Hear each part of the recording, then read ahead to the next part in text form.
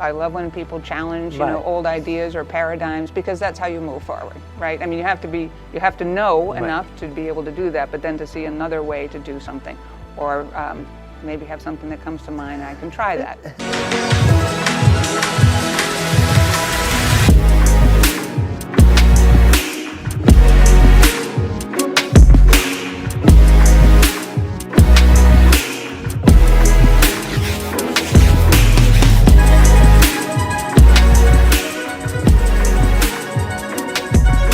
From Dallas, Texas, this is Spool, hosted by Dr. Nils Roemer, Dean of the Bass School at UT Dallas. Today we're joined by Dr. Regina Faden, the CEO of the Fort Worth Museum of Science and History, an institution founded some 75 years ago by 16 visionary women. She's now actually the first woman to lead this very institution that is at the threshold of innovation, community engagement, and first and foremost, science education. From groundbreaking museums now to embracing all kinds of new technology, this is an incredible institution, and we're really thrilled to have her here today.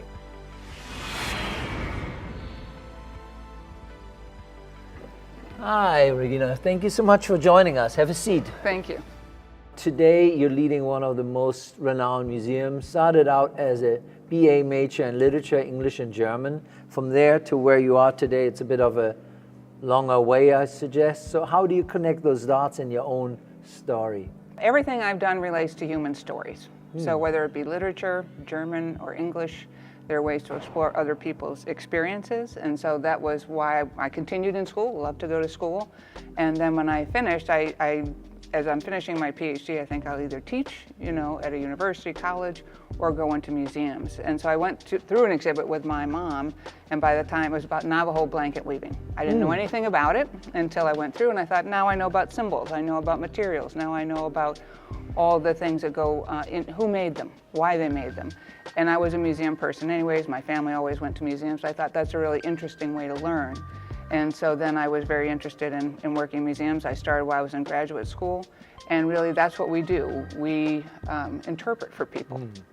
So you might look at a painting, just like we do with a story, and help people understand what some of maybe the hidden meanings are. Or in science, you might also talk about concepts such as force and motion, physics, things like that, but make them understandable to people. To break them down, so to make them more accessible. Yes. But I'm still interested about this one museum, one blanket. That must have been quite a blanket. Tell us a little bit more about that moment. Well, it was a museum in Massachusetts, and my mom was a teacher. We were at a conference, and so we went through this exhibit together. And so it broke it down. Again, there was part that talked about materials. There was part that talked about, you know, who made the blanket. It was part about the symbolism and the colors and all those things. So there were multiple aspects of that cultural tradition. Again, so when I walked out, I thought, I feel like I know something about this. So it's that experience of having really learned something in lots of ways that you identified with, right? So that there was some, you went into the museum in one way and you left it in another way, right? So it was really transformative experience. Yes. Learning about a blanket in a museum in your 20s is maybe one thing. Trying to break down science in an accessible way, one would think, is maybe an altogether different challenge.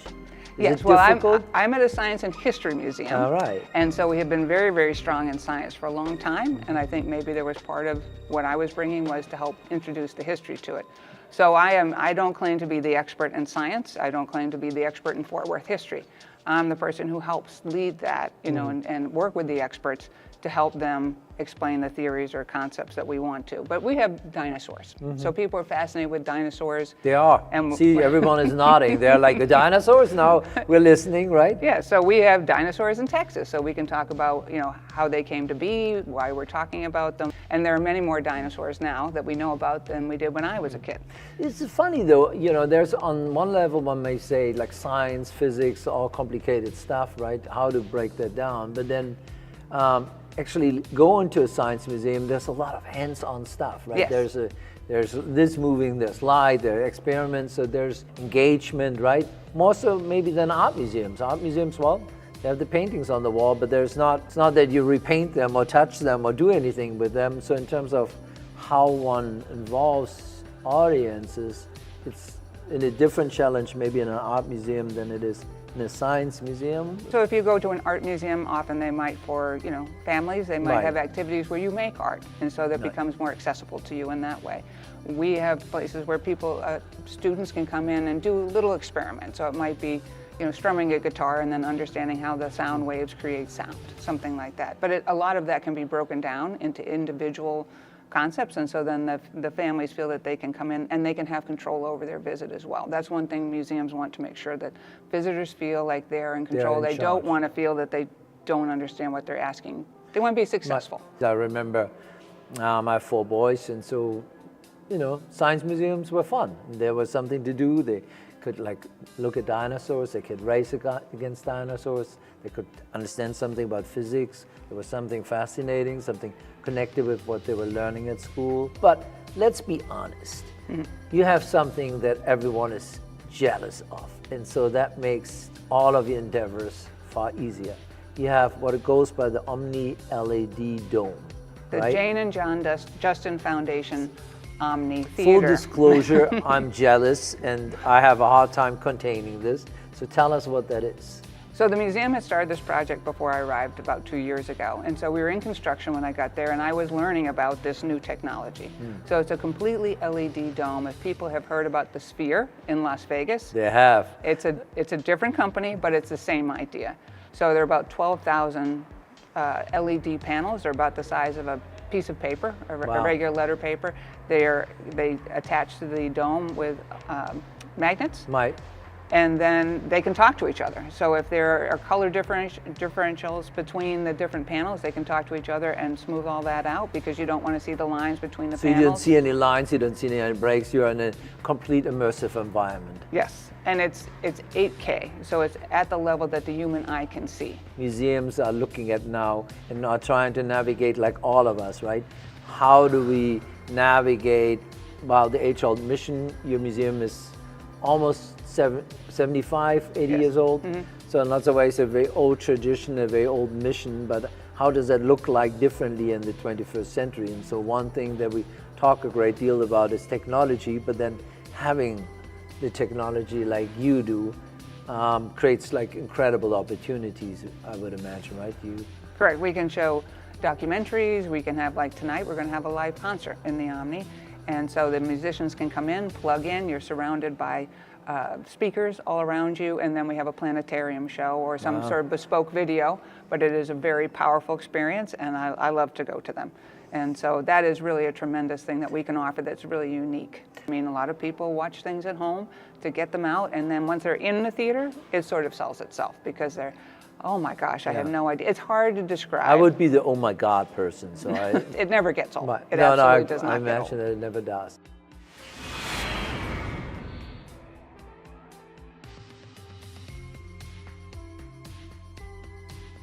We talked about you having started out with a BA in literature, German and English, and I said, oh, I'm going to ask all these questions in German, but obviously I won't. But what you said really struck with me, that you said something about how this is relevant to you today. That in lots of ways you learn something when you study literature that still propels you nowadays forward in your entirely different role. Could you speak a little bit to that? I was at one point, I was an English major, a German major, wasn't quite sure what I was going to do, and I am the head of a state agency in Maryland at a historic site, and I wondered, how did I get here, and why am I so interested and excited about coming to work?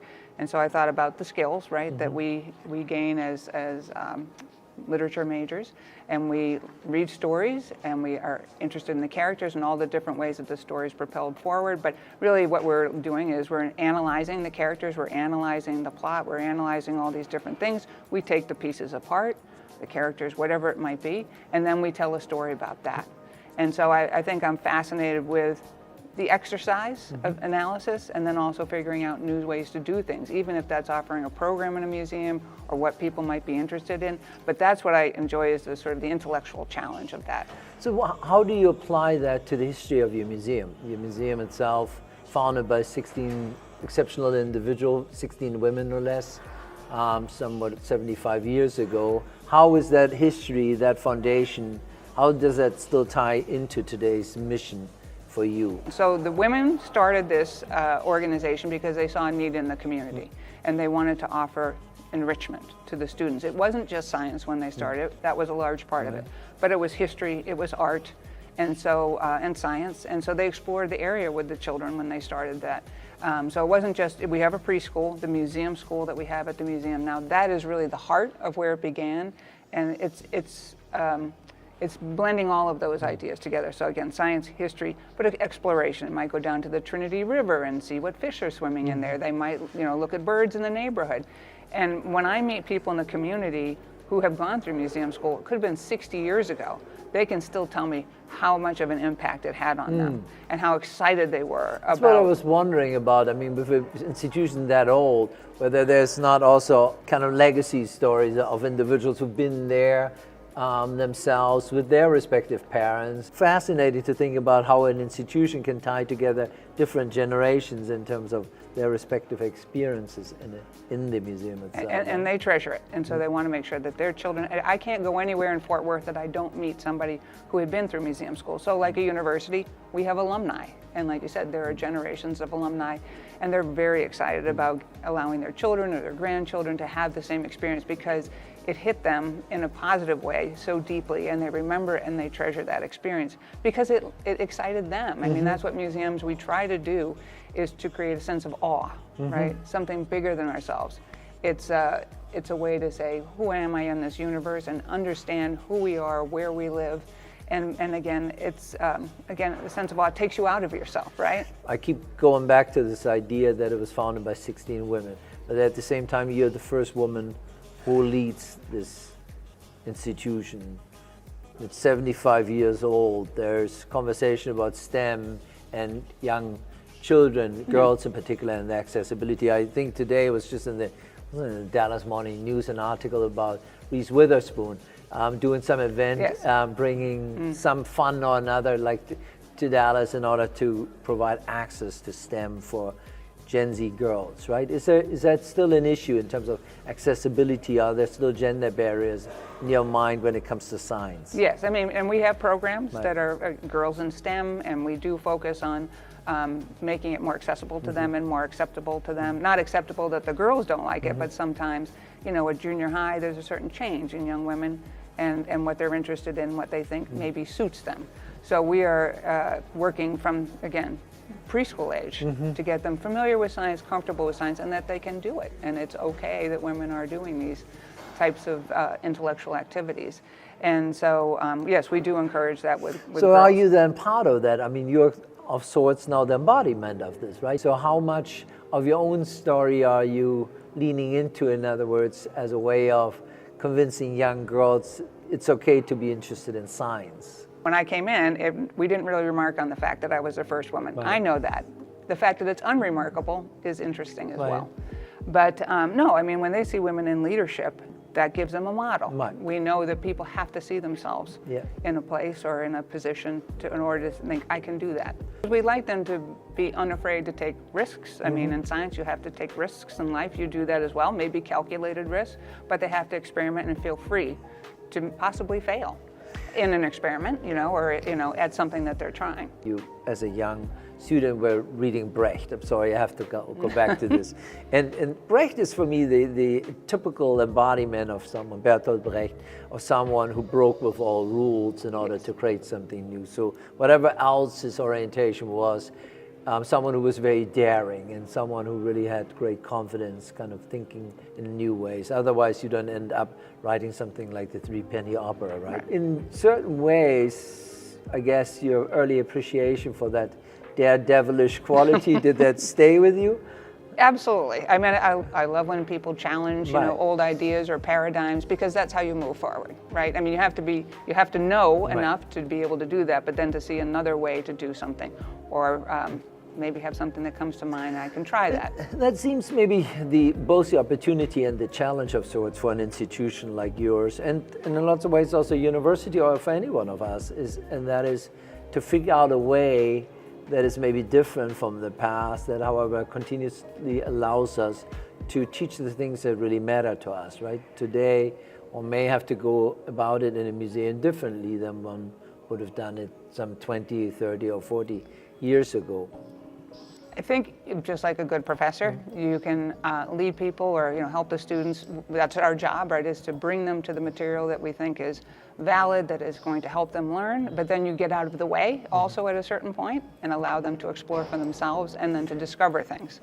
It's maybe the thing that is so appealing about Science Museum. I think that's actually very well put, that at some point in a museum, the kind of space is more kind of luring you to become the explorer, right? It's not so much leading you. You're more invited to explore and to run around, and so you can zigzag around and kind of really discover things on your own. Yes, exactly. And so, we have a lot of interactives. People are familiar with those now. Museums are known in many cases as hands-on places, but particularly in a science museum. And so they can play with sand, or they could, step in the feet of dinosaurs, or touch things that, in other museums, that's not always encouraged to touch things.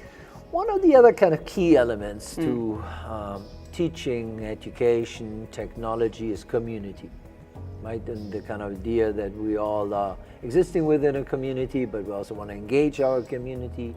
How is that for a science museum? How do you position yourself as a way of kind of creating a constant presence in the community? Do you have school trips coming, or how does that work? How do you build these ongoing relationships? For our museum that's been around for a long time, the schools know us, and that they know that if they come in 3rd or 5th grade, or even younger, they said we can meet the educational requirements of the school, of the TEKS, as we have in Texas.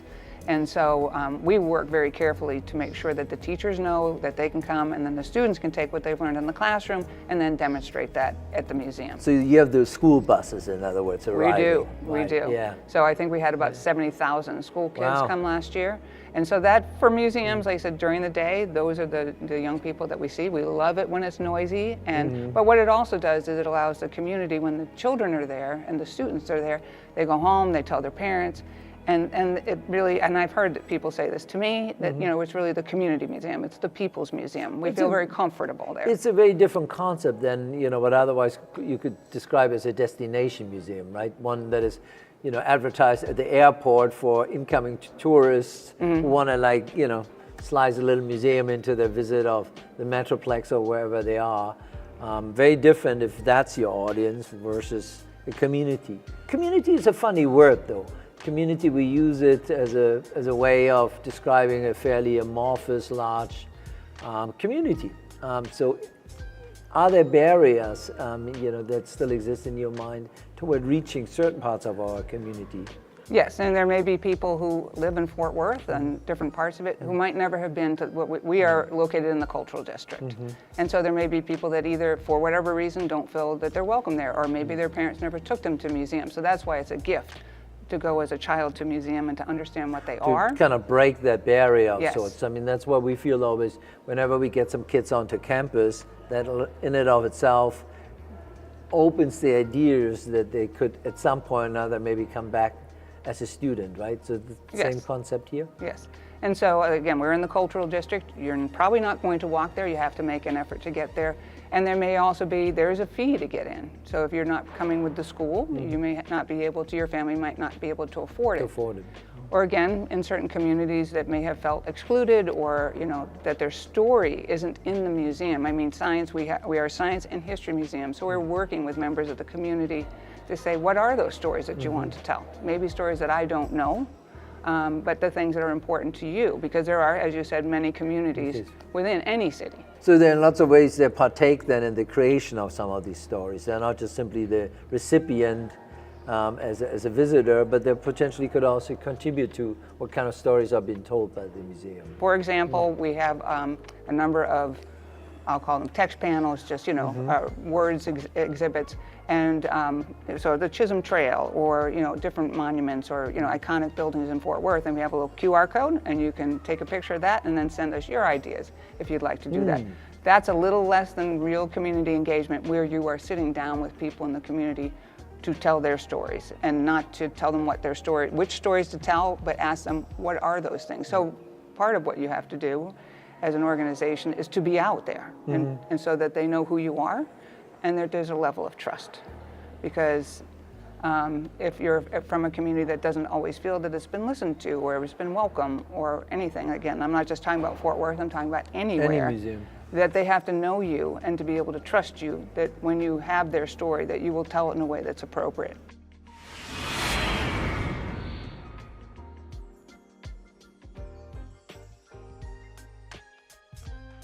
Critical because there's larger conversation in our society about the distrust in institutions, right? And so there's distrust in museums and state and universities, and for all of us it's important to constantly establish again that we're not just trustworthy, but that we're kind of welcoming institutions that are really here as a public university or as a public museum to serve our larger community without any kind of other qualifications in there. But we have to work on this. It's not just simply there, I think. I just will say museums are one of the most trusted institutions, Right, according to visitors, yeah, because we're seen as neutral. Right.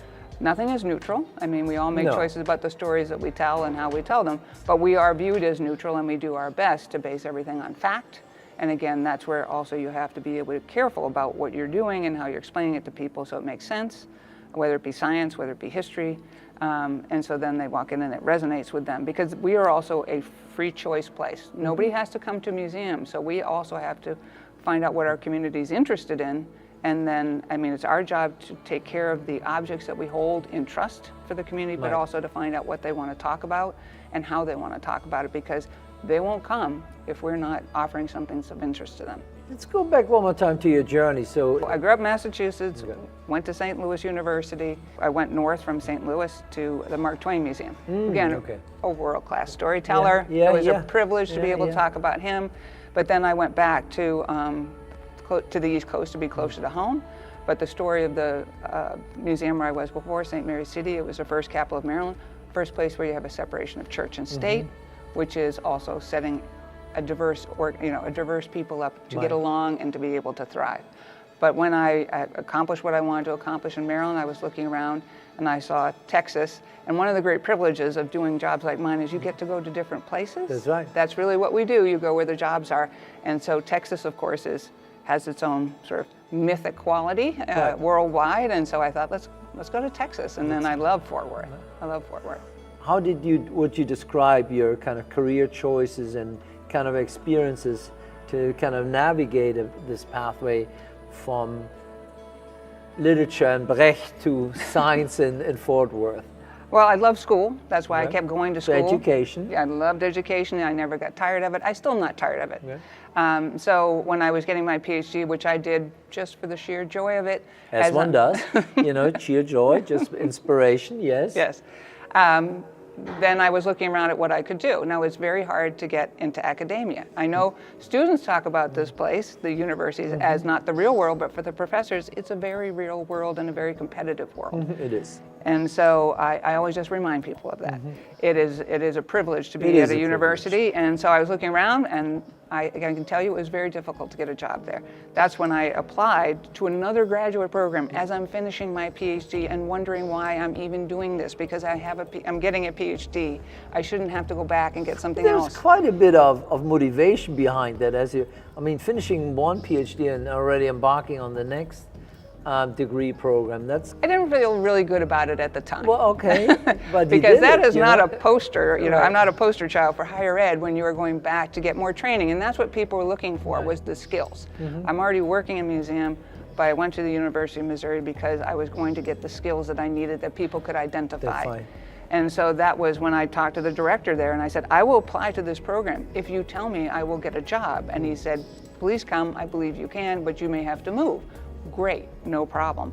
But as I was also going through, that wasn't the end of my journey, but what I was doing is I'm looking for new jobs and the things where I wanted to go, I figured out what skills people were looking for. And so fundraising. So I went into fundraising for 5 years.